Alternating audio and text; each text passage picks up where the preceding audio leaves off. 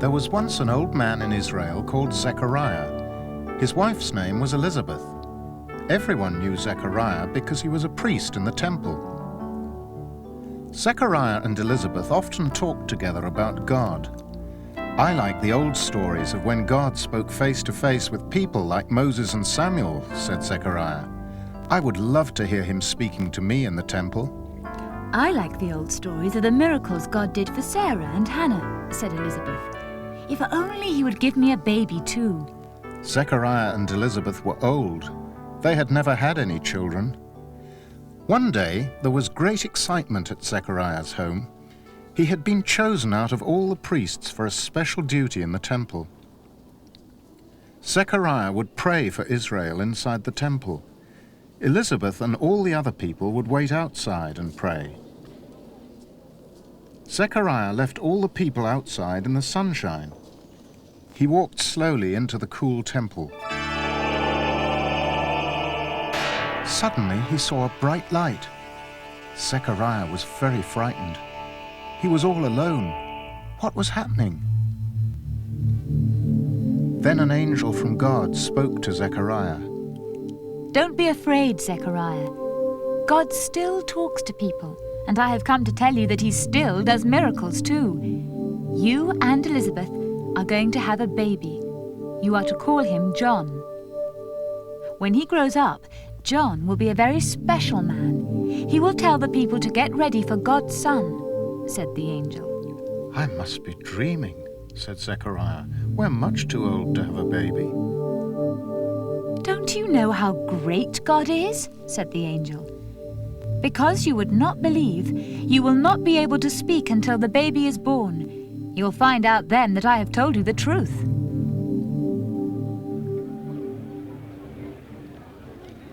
Elizabeth did not know why Zechariah was taking such a long time in the temple. When at last he came out, all the people knew that something had happened, because Zechariah could not speak. When they got home, Zechariah had to write down what had happened so that Elizabeth could understand. They were both very excited. They started to count the weeks until the baby would be born.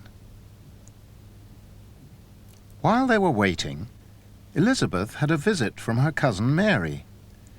Mary was waiting for her own baby to be born. Mary and Elizabeth were so excited. They had not seen each other for a long time. Elizabeth told Mary how the angel had spoken to Zechariah in the temple.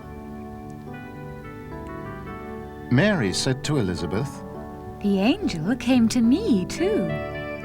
They were amazed that God was sending such special babies to ordinary people. Then Mary went back home to Joseph. At last the day came. Elizabeth's baby was born. He really was beautiful. All the family and friends came to see him. Can we cuddle the baby Zechariah? They asked. His name is not Zechariah, said Elizabeth. His name is John, but he does love being cuddled. That's silly, the relations said. He should be called Zechariah. The first son is always called by his father's name. Then Zechariah wrote out a message for them all to read. His name is John, it said. As soon as he had written the message and obeyed what the angel of God had told him, Zechariah started to speak again. Zechariah really enjoyed telling everyone about what had happened. They all looked again at the new baby. They nodded wisely. That is a very special baby, they said. When he grows up, John will have special work to do for God.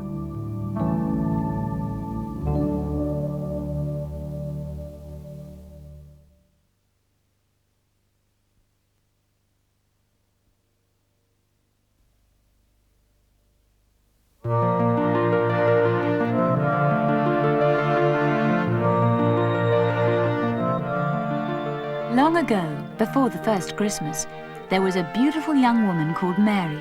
She lived in the little town of Nazareth.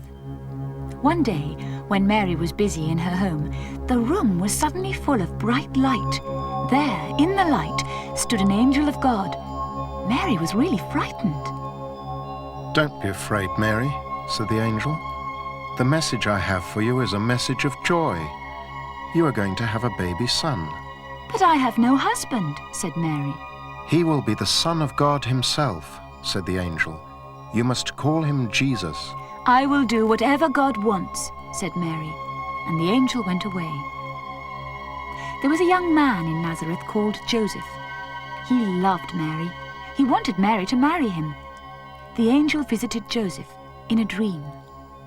"I have come to tell you that Mary is going to have a baby. He is the Son of God," said the angel. "You must call the baby Jesus. He has come to save the whole world." Then the angel went away. Mary and Joseph made their plans to get married. They loved each other very much. They often talked about the angel's message and about the special baby. "Will people believe that Jesus is the Son of God?" said Mary. "Don't worry," Joseph said. "Some people will understand. God promised he would send a special person to rescue the world. Now we can be glad that he has kept his promise." So Joseph and Mary waited for Jesus to be born. There were a lot of things to get ready for the baby. It seemed a long time to have to wait.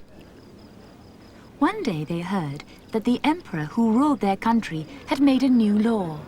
"Everyone must travel back to his hometown to have his name written on a register," Joseph told Mary. "We will have to go all the way to Bethlehem."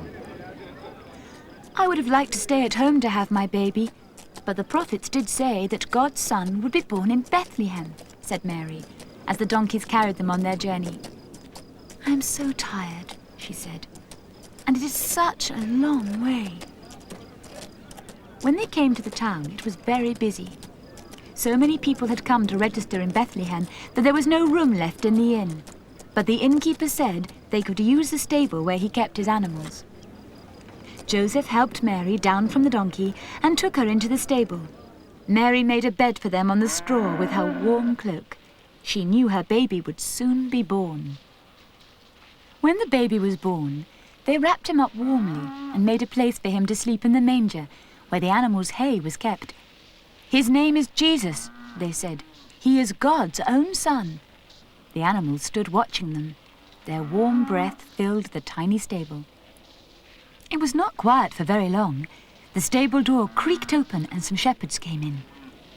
"Where is the baby?" they asked Joseph gently. "Can we see him?" "Of course," said Joseph. "But how did you know a baby had been born?" "We were out on the hills with our sheep," said the shepherds. "Suddenly there was a bright light and God's angels came to us. They told us there was a baby here who would grow up to save us all, and we came at once to find him." The shepherds went back to their sheep. They told their story to everyone they met. Mary and Joseph stayed in Bethlehem for a while. One day there was a knock on the door. Some important visitors stood outside. "We have come a long way to see the baby king," the wise men said. "Is he really in here?" "Yes," said Joseph. "But how did you know a baby had been born?" "We saw a bright star in the sky," they said. "Our books showed us it would lead us to the baby born to be a king in Israel, so we followed it." The visitors knelt down by the baby and presented their gifts of gold, frankincense, and myrrh. When the visitors had gone, Joseph and Mary looked at their baby. They had so much to think about. They remembered the angels who had come to the shepherds and the bright star which had led the wise men. They looked at the beautiful presents. "At last, God has sent his son to Israel," said Joseph. "Yes," said Mary, "to Israel and to the whole world. Those wise men came from far away. Maybe they need him there too." Joseph and Mary thanked God for the baby Jesus. They knew that God had kept his promise to send his son to save the whole world. They did not understand yet what work God had for Jesus to do, but they knew that he would show the world what God is like.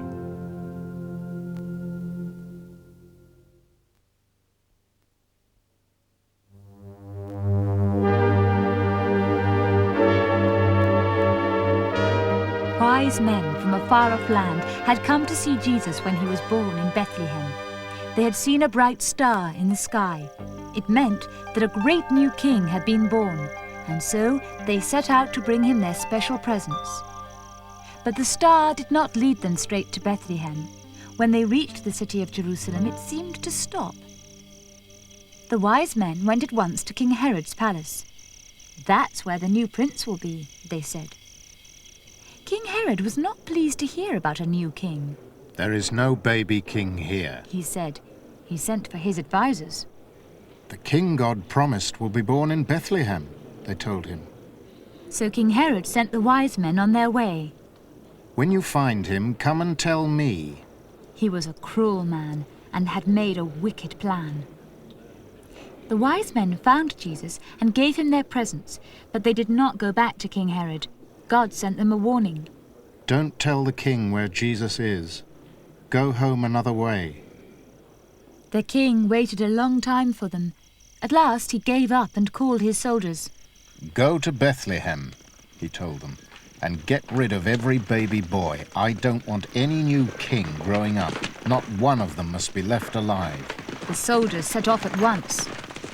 But before they reached Bethlehem, God gave Joseph a special message. "You must take my son away," he said. "If you stay in Bethlehem, King Herod will kill him." So Joseph and Mary packed quickly and took the baby Jesus to Egypt. King Herod could not hurt him there. They were sad to leave their own land. They did not know how long they would be away. But King Herod was old and ill. After a short time, he died. God told Joseph that it was safe at last for them to take Jesus home to Nazareth. Mary and Joseph were very excited. Their friends in Nazareth ran to meet them. It was the first time they had seen Jesus. "What a good-looking boy Mary and Joseph have. How big he is," they said. Joseph and Mary smiled. They were so happy to be home. Joseph started to work as a carpenter again. He made wooden tables and benches and tools for the farmers. The people said, "We are glad you have come home. You are such a good carpenter. We have missed you." As Jesus grew up, he watched Joseph busy in his workshop. He played with the curly wood shavings. Soon he was learning how to use the carpenter's tools. Once a week, on Saturday, everyone had a rest from work. They went to the synagogue to pray and to hear God's law. It was read out loud from long scrolls. When they were 6, the boys went to school in the synagogue on weekdays. The teacher helped them to learn God's law by heart, and he explained it to them. Jesus went with the others. He remembered his lessons well. Soon, Jesus was 12. On his 13th birthday, after a special service in the synagogue, he and the other boys would be treated as grown-ups. Every year, Mary and Joseph, with a great crowd of people from Nazareth, went to Jerusalem for the special Passover festival.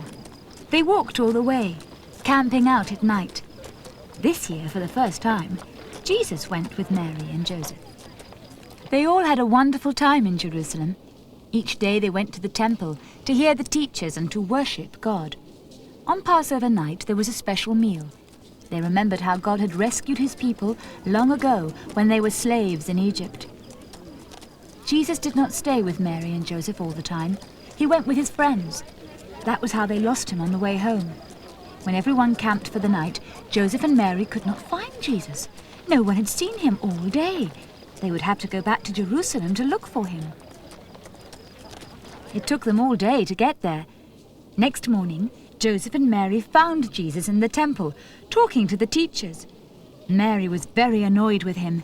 "Didn't you know we'd be worried?" she said. "Surely you knew I'd be here, in my real father's house," Jesus answered. "I must learn what he wants me to do." Then Joseph and Mary understood. Jesus knew he was God's son. He was growing up. Soon he would have special work to do.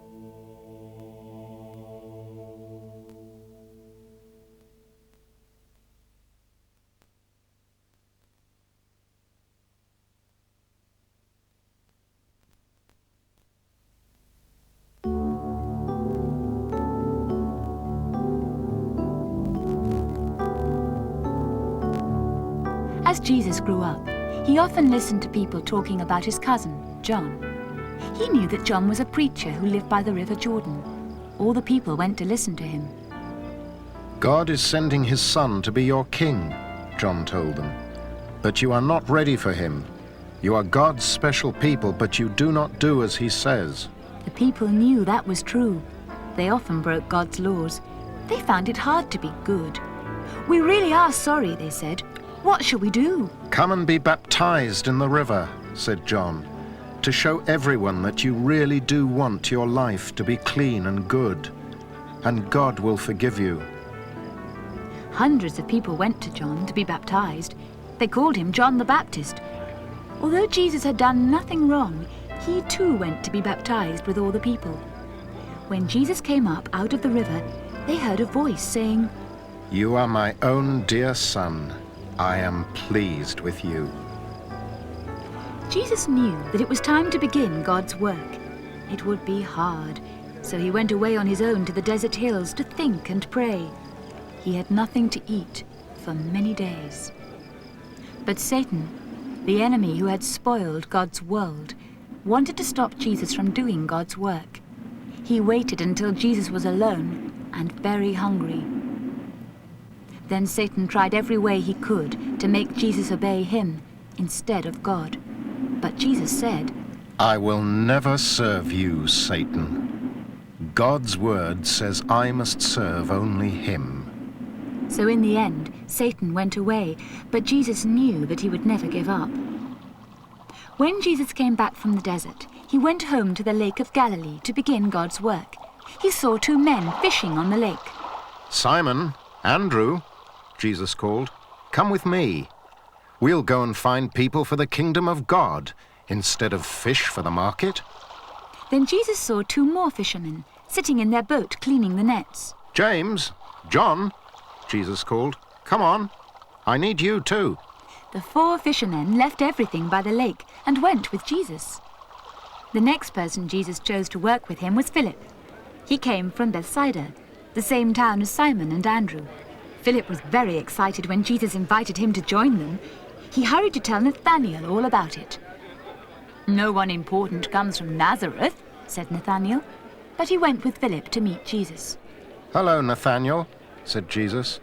I saw you sitting under that fig tree before Philip called you. Jesus knew all about him, so Nathanael went with Jesus too. One day, Jesus and his special friends were invited to a wedding at Cana in Galilee. Mary, the mother of Jesus, was helping with the wedding feast because she knew the bride very well. All the guests wore their best clothes. Everyone was very excited and happy. The tables for the feast were bright with flowers, and the bride looked really beautiful. They were all enjoying themselves when Jesus saw Mary looking worried. What is the matter? He asked gently. Oh dear, said Mary. This is terrible. The shame of it. People will never let us forget it. We have run out of wine. Will you help? Mary shook the arm of the chief servant. Do exactly what my son says, she told him. Take those 6 huge jars, Jesus said to him, and fill them to the very top with water. The servant did as he was told, but he was not happy. They did not want water to drink at a wedding. When the jars were all full, Jesus said, Now pour some out and take it to the most important guest. When the servant obeyed, he nearly dropped the cup. It was full of wine. Oh, that's the best wine I've ever tasted, said the guest. It was Jesus' first miracle, the first of many wonderful things he did. When Jesus went back to the Lake of Galilee, many people went with him. They had heard about the miracle at the wedding. They did not want to miss anything exciting. They went past the place where the taxman was sitting. Hey, Matthew, called out Jesus. Leave all that money and come with me. I need you. So Matthew got up and left everything. He joined the group of Jesus' special friends. Jesus chose 12 of his followers to be his special friends. They were with him all the time. They listened when he told the people God's message. They were called the 12 Apostles. Here are their names: Simon Peter and his brother Andrew, James and his brother John, Philip and Bartholomew, Thomas and Matthew the taxman, another James and Thaddeus, Simon the patriot, and Judas Iscariot.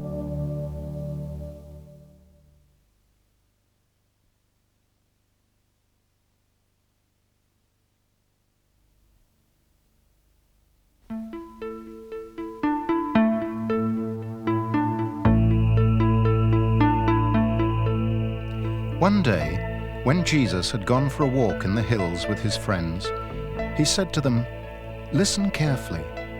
I have some really important things to tell you. You will need to remember them when I am not with you anymore.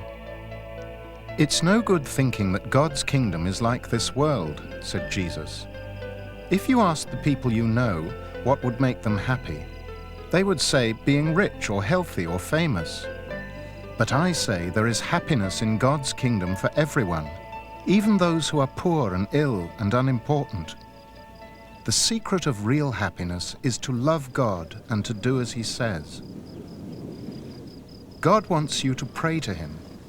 You can talk to Him like this: Our Father in heaven, may we always show you respect. We do want your kingdom to come on this earth, and your laws to be kept here, just as they are in heaven. Please give us today the food that we need. Forgive us for the wrong things we have done, and help us to forgive people who have hurt us and made us sad. When Satan tries to make us disobey you, please help us not to do wrong. God is listening, even if He doesn't answer at once," Jesus said. "If you knock at someone's door and no one comes, you knock again. You go on knocking until the door is opened. So don't give up with God. Suppose you asked me for something and I didn't give it to you at once. Wouldn't you ask again? Well, prayer is like that. Don't be afraid to go on asking. In God's kingdom, all the laws are good. There is a special law about loving people. Usually, people like their friends and are unkind to their enemies. But God wants you to love even the people who hurt you. Then everyone will see you belong to His kingdom. Don't always be on the lookout for things you don't like in other people. If you find fault with them, they will soon turn around and point out your faults too. In fact, don't be proud of yourself at all.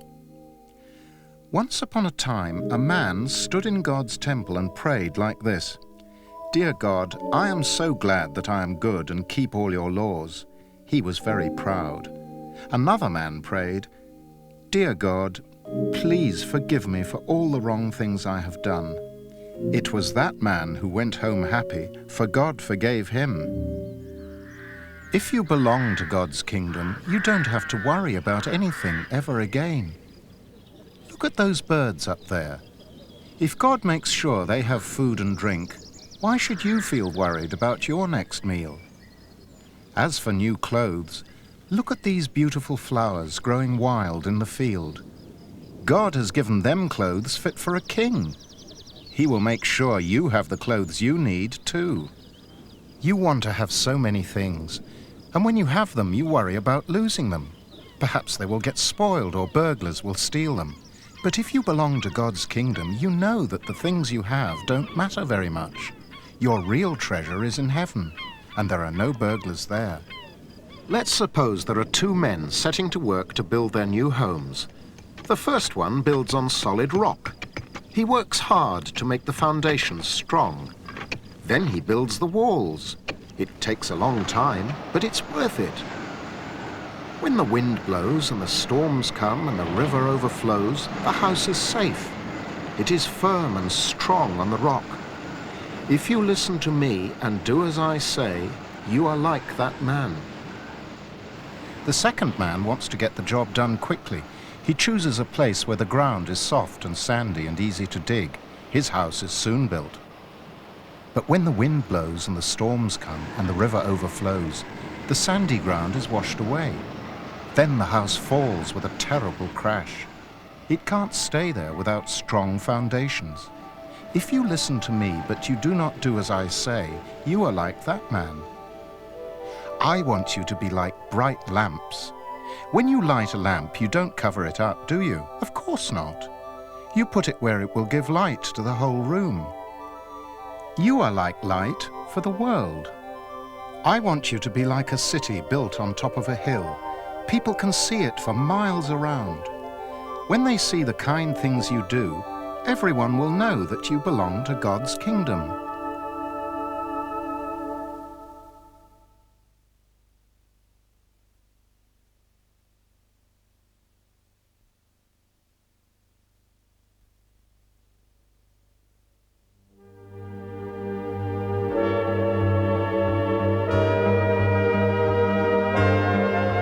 Many people crowded to hear Jesus. They liked to listen to what he said about God's kingdom, and Jesus loved to talk to them. Some of the special friends of Jesus were fishermen on Lake Galilee. They liked taking Jesus out fishing with them. One day they took Jesus across the lake in their boat to get away from the crowds. But when they got to the other side, they found that the people had run around the lake to meet them. There was a great crowd. Some of them were poor people who had no money or jobs. Others were rich and wore expensive clothes. The children had a wonderful time. They ran on the grass and hid behind rocks. When they were tired, they made their way through the crowd of grown-ups until they were close to Jesus. They all listened to him. Look, said Jesus to the grown-ups. to come into God's kingdom, you must be like one of these little children. Then God will welcome you. But what is his kingdom like? Asked the people. It is like a beautiful pearl. Once you have seen it, you are ready to give all you have in order to own it. What a wonderful kingdom, everyone said. By the time the evening came, they were a long way from the nearest town, and everyone was very hungry. Jesus' friends wanted him to send the people home, but Jesus said, No, they need some food before they go. You must give them something to eat. How can we? Said his friends. There are so many people here. The friends talked together. They were worried. There were no shops in the hills, and anyway, they had no money to buy so much food. A little boy who had been with them all day came up to them. I forgot to eat my food because I was listening to Jesus. Would you like it? When Jesus took the food, he did not eat it himself. He told his friends to make the people sit down on the grass. They must get ready for a great big picnic. The friends did as Jesus told them, but they knew that all Jesus had was the boy's food. There were only 5 little rolls and 2 small fish. It's not even enough for us, they said. Then Jesus stood up and said thank you to God for giving them food. Jesus picked up the boy's little basket and said to his friends, You will need a basket each to take food to all these people. Jesus laughed. Look how far you have to carry it. And he pointed up the hill to all the people. Each friend had a basket. Each one took some of the rolls and fish in his basket. They obeyed Jesus. Each friend went to a different part of the hillside. They started to give food to the people. At first, they only gave tiny pieces to everyone. Then they found they had enough to give them a second helping. Soon they saw that there was plenty of food for all the people at the picnic. The friends stopped looking worried. They smiled. Then they laughed. It was just like a party. The little boy was very pleased he had not had time to eat his food. When the picnic was over, everyone helped to pick up the scraps. They put all the food which had not been eaten into baskets. There were 12 baskets full. The people couldn't believe their eyes. It's a miracle, they said. Jesus had only 5 rolls and 2 fish. Now we are full of food, and all this is left over. Give thanks to God, said Jesus. But God's kingdom has even better bread than this, bread which will never go stale, Why don't you ask for that bread too? What bread does God have which lasts forever? They asked. He has me, smiled Jesus. I am the bread of life. I have come to give you life forever.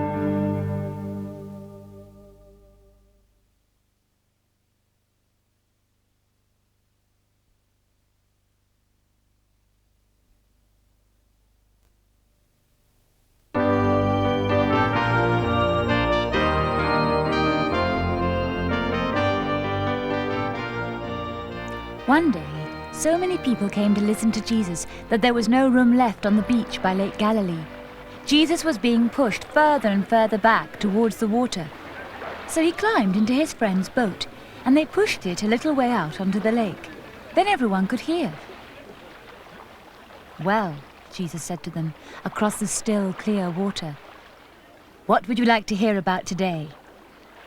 Have you come just for fun, to watch people being healed and to listen to stories?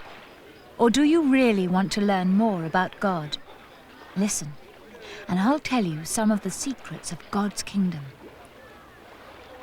God's kingdom is like a little mustard seed, so tiny you can hardly see it. A farmer takes the seed and plants it in his field. You wouldn't know it was there. But when it grows tall, it spreads out so many branches that the birds build their nests in it. That's what God's kingdom is like. It seems small now, but it will grow and grow. God's kingdom is like yeast.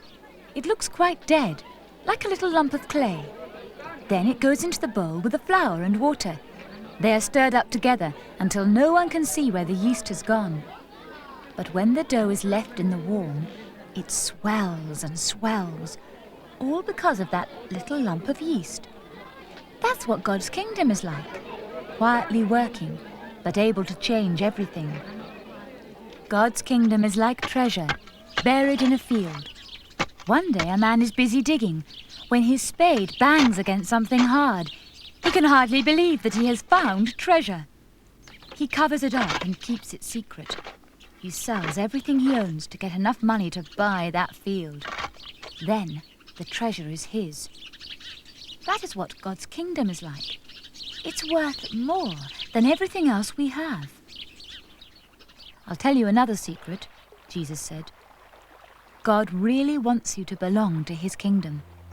Have you ever lost some money? If you did, you would search the whole house to find it, and when you found it, you would run and tell everyone. You would be so happy. That is how it is with God's kingdom too. Each of you is like a lost coin, and God is very glad when you are found. You don't ever need to be afraid, Jesus said. Each one of you is very important to God. He notices when a tiny bird is hurt, and you matter much more than the birds. God even knows how many hairs are growing on your head. The people laughed. The children looked at each other. Their hair was thick and dark. Imagine God knowing that. You can understand some of God's secrets just by looking around you. See that tree over there? You can tell it is a good tree, can't you?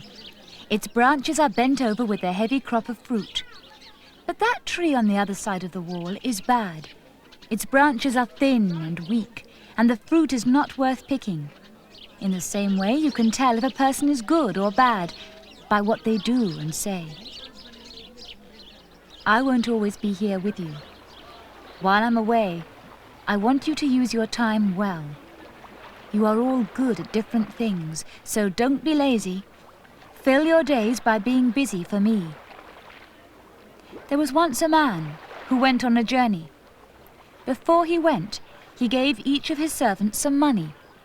One had a lot, another had just a little, but he expected all of them to use the money they had to earn more.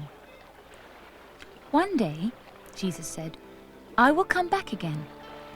Remember that secret when everything seems difficult. Then everyone will know that I am the king God has put in charge of his kingdom. Trumpets will sound. The angels will gather the people who belong to God's kingdom from every part of the earth. So make sure you are ready. There are two roads and they lead to different places. The wide road is smooth and easy to travel on, but don't choose that road because it leads to Satan's kingdom. The road you need is a narrow road, and it's hard to find. It is difficult to travel on, but that is the road to choose because it leads to God's kingdom. Make sure you find it. That is the greatest secret of all.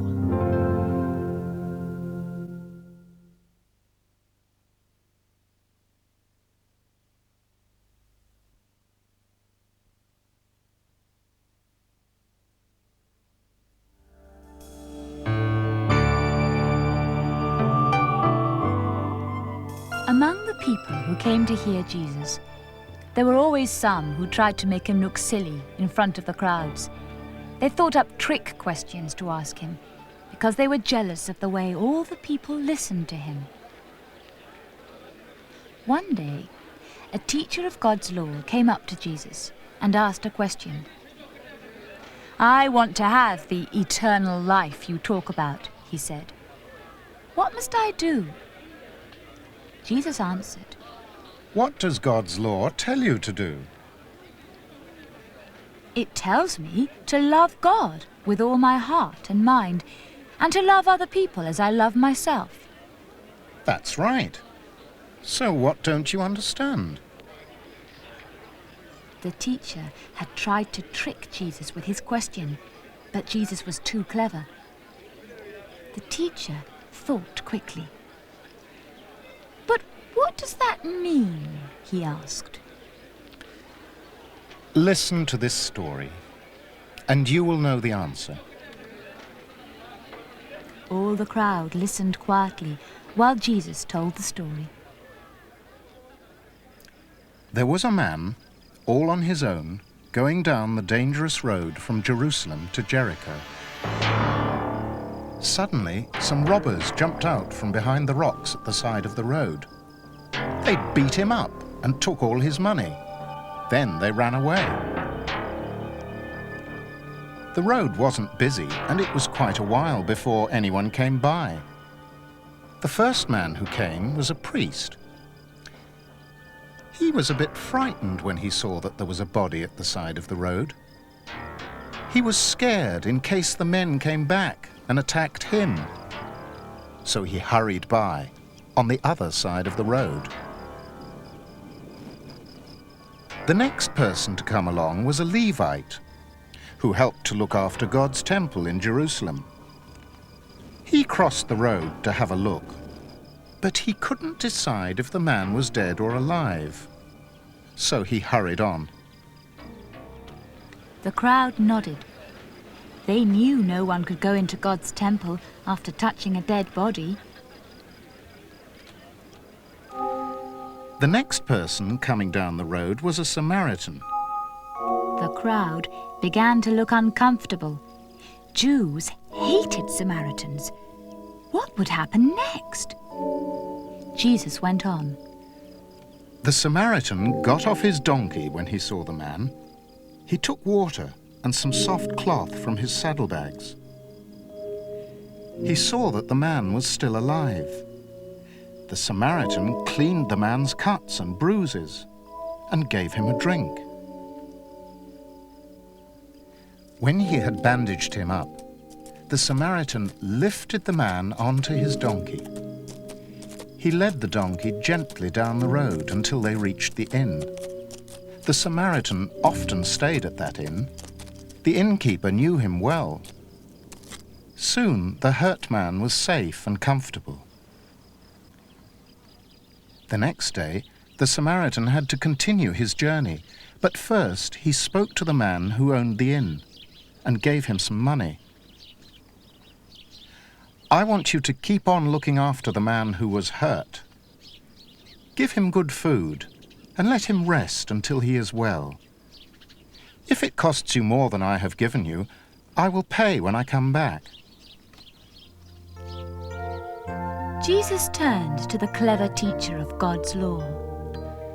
"Can you tell me which of those men really loved the man who was hurt?" The teacher hated even to say the word Samaritan. The one who took care of him, he muttered. That's the right answer, said Jesus. The Samaritans saw someone in need and helped him. That's what you must do if you want to have eternal life and belong to God's kingdom.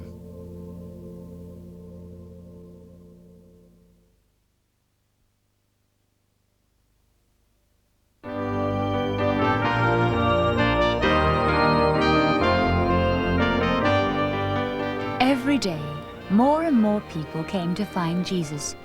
They were excited when they saw him heal someone, and they listened carefully to what he said. But what they enjoyed most was when he told them a story. This is the story of the sower. Once upon a time, there was a farmer working on his farm. He wore tough working clothes, and his face and hands were brown and wrinkled. He was used to working hard in every kind of weather. He looked at his field. The soil was dark and crumbly. He had spent a long time getting it ready. He walked into his field with a large basket under one arm. It was full of seeds.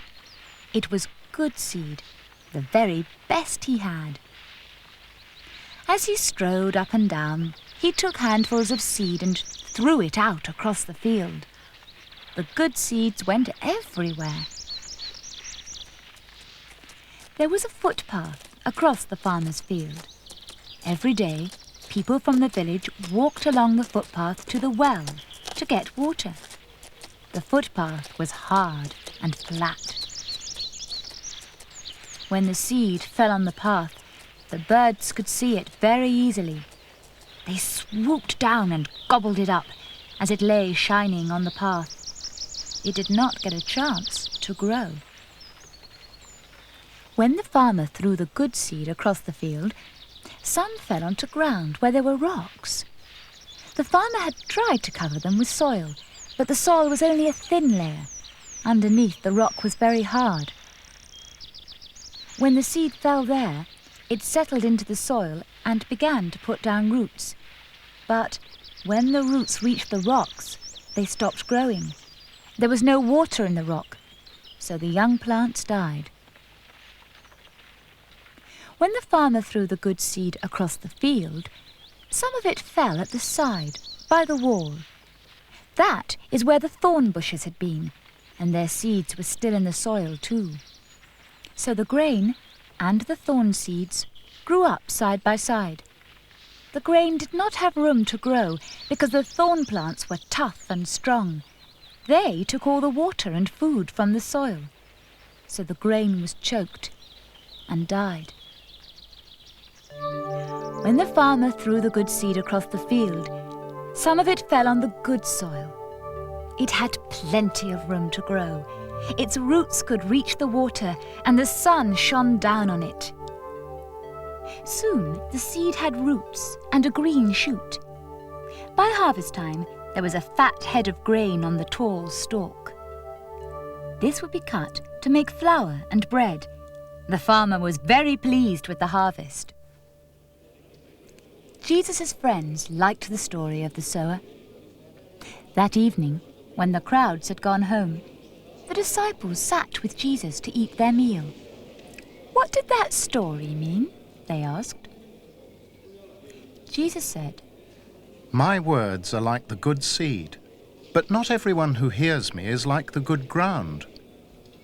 When some people hear my words, it is like the seeds falling on the path. Those people at once forget what I have said. Other people are like the rocky ground. They listen to me very carefully, but they don't give God's good seed a chance to grow. As for the thorn patch, people like that love to listen to me. Then they go back home to their busy lives. The seed has no room to grow because those people have too many other things to think about. But listen carefully. Some of you will be like the good ground. You hear what God is saying as you listen to me. That's the good seed. You want to do as God says, so God's seed can grow. God will expect a bumper harvest from you. God has given me the job of being the farmer, and I have sown his good seed. You must decide what sort of soil your lives are going to be. God will be waiting for the harvest.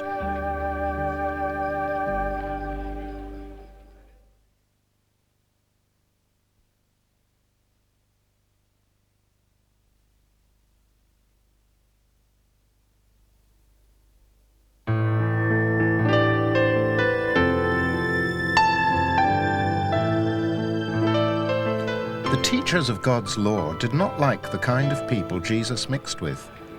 He goes out of his way to welcome the worst people you could think of, they grumbled one day. So Jesus told them this story. There was once a farmer who was very rich. He had 2 sons who worked hard for him on his farm. The sons knew that when their father died, the farm would be shared between them. They did not want their father to die, but they were looking forward to being rich. The younger son said to his father, Why can't I have my share now? It's silly to have to wait for you to die before I can be rich.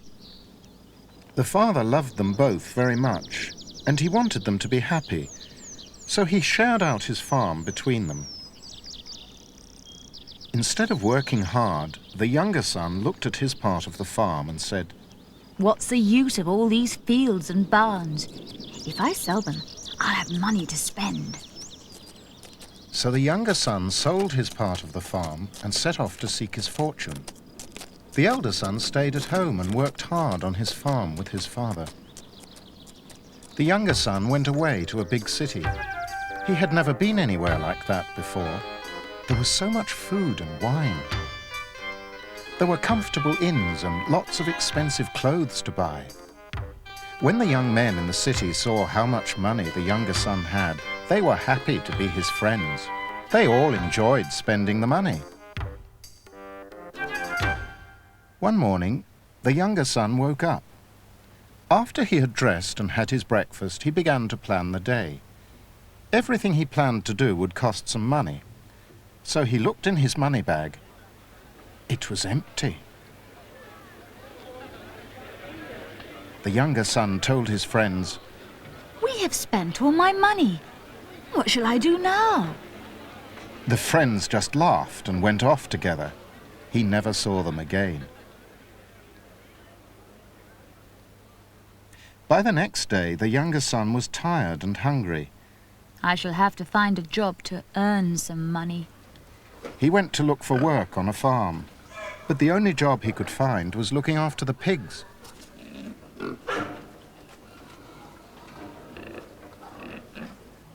He didn't earn much, not even enough to buy his food. He could have eaten the pigs' food. He felt so hungry. Then suddenly one day, as he fed the pigs, he said to himself, I must be crazy. On my father's farm, even the servants have more than enough to eat. I know what I'll do. I'll go back home and I'll tell my dad that I'm really sorry for what I've done. I'll ask if I can work for him as a servant.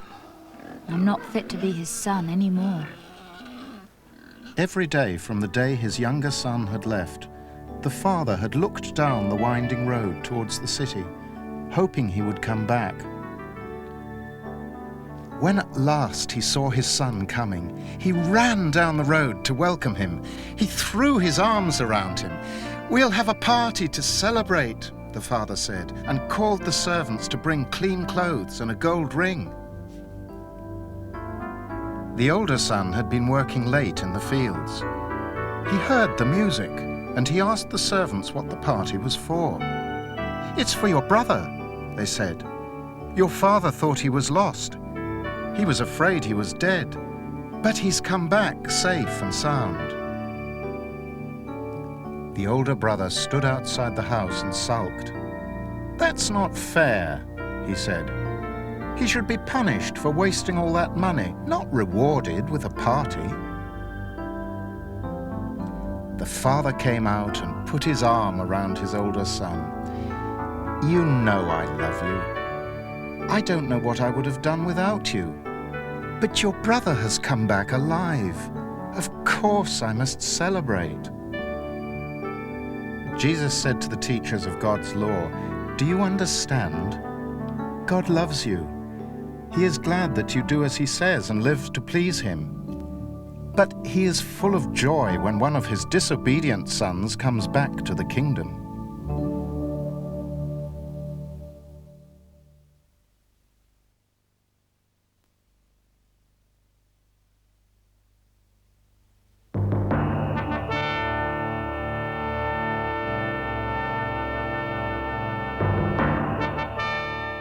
Jesus often spent time with ordinary people, but sometimes he was invited to the homes of the rich rulers. He told them about God's kingdom too.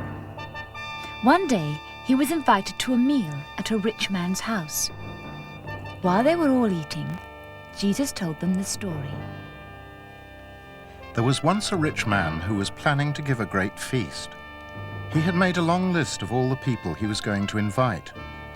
His servants worked hard preparing for the feast. They cooked the food and bought the wine. They decided where each person should sit around the enormous table, and they decorated the room with flowers.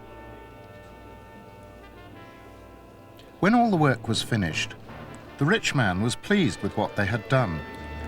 "Now you can take a message to all the invited guests," he told them. The message said, "Come to the great feast now. Everything is ready." The servants thought that each guest would be waiting in his best clothes ready to come, but they had a surprise. One of the servants arrived at the home of the first invited guest. "The master says, 'Come to the great feast now. Everything is ready,'" the servant told him. "Oh, but I can't come now," said the first invited guest. "I've just bought a new field and I must go and see what it is like." "That's a poor excuse," thought the servant. "Imagine buying a field without looking at it first." And he went away. The servant arrived at the house of the second invited guest. "The master says, 'Come to the great feast now. Everything is ready,'" the servant told him. "Oh, but I can't come now," said the second invited guest. "I've just bought 5 pairs of oxen for my farm work. I must go and try them out." "That's a poor excuse," thought the servant. "Imagine buying 5 pairs of oxen for farm work without trying them out first." And he went away. The servant arrived at the home of the third invited guest. "The master says, 'Come to the great feast now. Everything is ready,'" the servant told him. "Oh, but I can't come now," said the third invited guest. "I've just got married, so I can't go to a feast." "That's a poor excuse," thought the servant. "Imagine not going to a feast just because you have a wife." And he went away. When the servant had been to the homes of all the guests on the list, he went back to his master. The rich man was standing at the door of his beautiful home. He was waiting to welcome all his guests. "Where are they all?" he asked his servant. The servant explained that when he had told them the great feast was ready, they had all made excuses not to come. The rich man was furious. "What rude, bad-mannered people," he shouted. He went inside and looked at the feast. The tables were laid and the food smelled delicious. "I know what I'll do," he said. "Go out into the town," he said to the servant. "Look along every street and alley and bring back the poor and the blind and the crippled. Tell them to come to my feast." The servant rushed out into the town and did as he was told.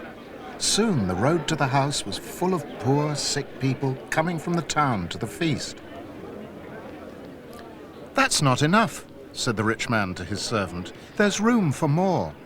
Hurry out into the country lanes. Tell everyone you find there to come to my feast." So the servant ran out into the country lanes and did as he was told. The people there could hardly believe their ears. They hurried to the feast. Jesus said, "In the end, the feast was full of people who really wanted to be there. Those who couldn't be bothered to come did not have a chance to change their minds." That is is how it is in God's kingdom," he said to the people sitting at the table with him. "When God invites you to belong to him, be sure you say yes."